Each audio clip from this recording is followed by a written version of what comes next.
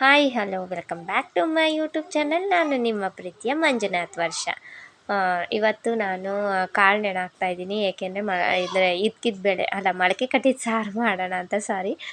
ಹೆಸ್ರು ಕಾಳು ಮತ್ತು ಕಡಲೆಕಾಳು, ಬಟಾಣಿ ಕಾಳು, ಆಮೇಲೆ ನಾವು ಬೆಳೆದಿರುವಂತಹ ಹುಳ್ಳಿಕಾಳನ್ನ ಈ ಥರ ಕ್ಯಾನ್ಗೆ ಅಥವಾ ಪ್ಲಾಸ್ಟಿಕ್ ಡಬ್ಬಲ್ಲಿ ಸ್ಟೋರ್ ಮಾಡಿ ಇಡೋದ್ರಿಂದ ಹುಳಗಳೇನೂ ಆಗಲ್ಲ ಅಂತ ಈ ಥರ ಇಟ್ಟಿದ್ವಿ. ನಮ್ಗೆ ಎಷ್ಟು ಬೇಕು ಅವಾಗ ಯೂಸ್ ಮಾಡ್ಕೊಳ್ಳೋಕೆ ಎಷ್ಟು ಬೇಕೋ ಅಷ್ಟನ್ನು ಮಾತ್ರ ಯೂಸ್ ಮಾಡಿಕೊಂಡು ಮತ್ತೆ ಅದನ್ನು ಕೈ ಆಡ್ದಂಗೆ ಮತ್ತೆ ಆ ಡಬ್ಬಿನ ಹಾಕಿ ಹಂಗೆ ಇಟ್ಬಿಡ್ತೀವಿ. ನೋಡಿ, ಇದನ್ನೆಲ್ಲ ಆಯೋಷ್ಟೊತ್ತಿಗೆ ತುಂಬ ಲೇಟ್ ಆಗೋಯ್ತು. ತುಂಬ ಅಂದರೆ ತುಂಬ ಗಲೀಜಿತ್ತು. ಅಂದರೆ ಕಲ್ಲೇನಿರಲಿಲ್ಲ, ಬಟ್ ಜಾಸ್ತಿ ಅಂದರೆ ಅದೇನೋ ಬೇಳೆ ಒಂಥರ ಇದಾಗಿರುತ್ತಲ್ಲ, ಅದೆಲ್ಲ ಇತ್ತಲ್ಲ, ಅದೆಲ್ಲ ತೆಗ್ದಾಕಿ ನೀಟಾಗಿರೋದು ಮಾತ್ರ ನೀಟಾಗಿ ಸೋಸಿ ಇಟ್ಕೊಂಡ್ವಿ.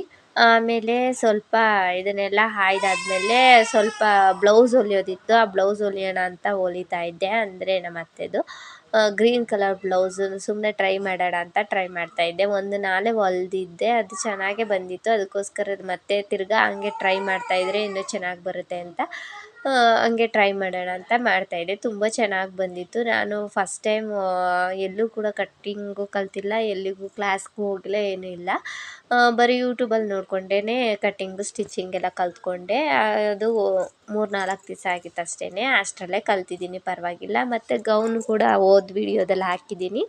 ಅದನ್ನು ಕೂಡ ಕಟ್ಟಿಂಗು ಸ್ಟಿಚಿಂಗು ನೋಡಿಕೊಂಡು ಆಮೇಲೆ ಹಾಗೆ ನಾನು ಕಟ್ಟಿಂಗು ಸ್ಟಿಚಿಂಗು ಮಾಡಿಕೊಂಡು ನೀಟಾಗೆ ಬಂದಿತ್ತು. ಗೌನ್ ಮಾತ್ರ ತುಂಬ ಸೂಪರಾಗಿತ್ತು. ಯೆಲ್ಲೋ ಕಲರ್ ಆಗಿರೋದ್ರಿಂದ ಇನ್ನೂ ಚೆನ್ನಾಗಿ ಬಂದಿತ್ತು. ಆ ಸ್ಯಾರಿಲಿ ನಾನು ಹೊಲ್ದಿರೋದು ಯಾವುದೇ ಥರ ರೆಡಿಮೇಡ್ ಪೀಸ್ ಆಗಲಿ ಏನೂ ತಂದಿರಲಿಲ್ಲ. ಯಾಕೆಂದರೆ ಸುಮ್ಮನೆ ಹೊಲಿಯೋಕ್ಕೆ ಬಂದಿಲ್ಲ ಅಂದರೆ ವೇಸ್ಟ್ ಆಗುತ್ತೆ ಅಂತ ನಾನು ಯಾವುದೂ ತರಲಿಲ್ಲ. ನೋಡಿ, ಈ ಥರ ಇದೆಲ್ಲ ಆದಮೇಲೆ ಬ್ಯಾಕಿಗೆ ಫೋಲ್ಡ್ ಮಾಡಿ ಹೊಲಿಯೋಣ, ಆಮೇಲೆ ಹೆಮ್ಮಿಂಗ್ ಮಾಡೋಣ ಅಂತ ಅದನ್ನು ಅಳತೆ ನೋಡ್ಕೊತಿದ್ದೆ. ಯಾಕೆಂದರೆ ಒಂದೊಂದು ಸರ್ತಿ ಉದ್ದ ಕಡಿಮೆ ಆಗಿಬಿಡುತ್ತೆ. ಅದಕ್ಕೋಸ್ಕರ ಅಳತೆ ನೋಡಿಕೊಂಡು ನಾವು ಈ ಥರ ಮಾರ್ಕ್ ಹಾಕ್ಕೊಂಡು ಆಮೇಲೆ ಫೋಲ್ಡ್ ಮಾಡಿ ಹೊಲಿಯೋದ್ರಿಂದ ಬ್ಲೌಸು ತುಂಬ ಚೆನ್ನಾಗಿ ಬರುತ್ತೆ. ಆಮೇಲೆ ಫಿಟ್ಟಿಂಗ್ ಮಾಡಬೇಕಾದ್ರೂ ಅಷ್ಟೇ ಅಳತೆ ಬ್ಲೌಸನ್ನು ಇಟ್ಕೊಂಡು ಮಾರ್ಕ್ ಹಾಕ್ಕೊಂಡು ಫಿಟ್ಟಿಂಗ್ ಮಾಡೋದ್ರಿಂದ ಇನ್ನೂ ತುಂಬ ಚೆನ್ನಾಗಿ ಬರುತ್ತೆ.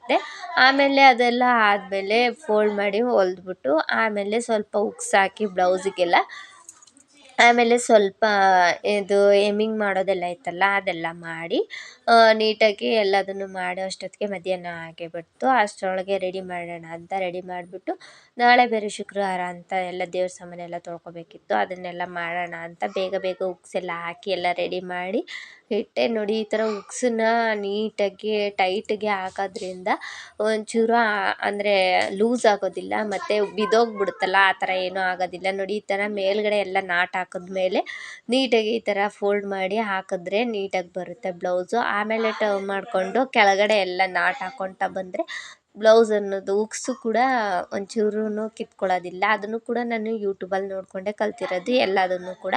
ನನಗೆ ಯಾವುದೇ ರೀತಿ ಕಟ್ಟಿಂಗ್ ಸ್ಟಿಚಿಂಗ್ ಯಾವುದು ಕೂಡ ಬರ್ತಿರಲಿಲ್ಲ. ಎಲ್ಲ ನಾನು ಯೂಟ್ಯೂಬಲ್ಲೇ ಕಲ್ತಿರೋದು. ತುಂಬ ಚೆನ್ನಾಗಿ ಹೇಳ್ಕೊಡ್ತಾರೆ ಒಬ್ಬೊಬ್ಬರು. ಅದನ್ನು ನೀವು ಕೂಡ ನೋಡಿ ಟ್ರೈ ಮಾಡಿ. ಬೇಕು ಅಂದರೆ ನಾನು ಕೂಡ ವಿಡಿಯೋ ಯಾವಾಗಾದರೂ ಹಾಕ್ತೀನಿ. ಕಮೆಂಟ್ ಸೆಕ್ಷನಲ್ಲಿ ತಿಳಿಸಿ. ನಿಮ್ಗೆ ಏನಾದ್ರು ಬ್ಲೌಸ್ ಸ್ಟಿಚಿಂಗ್ ಕಟ್ಟಿಂಗ್ ಬೇಕು ಅಂದರೆ ನಾನು ಆ ವಿಡಿಯೋಸ್ ಕೂಡ ಹಾಕ್ತೀನಿ. ಮತ್ತು ಇದೆಲ್ಲ ಆಯಿತು, ನನ್ನ ಚಾನಲ್ಗೆ ಸಬ್ಸ್ಕ್ರೈಬ್ ಆಗಿ ಹಾಗೆ ಪಕ್ಕದಲ್ಲೇ ಕಾಣುವಂತಹ ಬೆಲ್ಲೈಕನ್ನ ಕ್ಲಿಕ್ ಮಾಡಿ ಅಂತ ಹೇಳಿ ಈ ವಿಡಿಯೋನ ಇಲ್ಲಿಗೆ ಎಂಡ್ ಮಾಡ್ತಾಯಿದ್ದೀನಿ.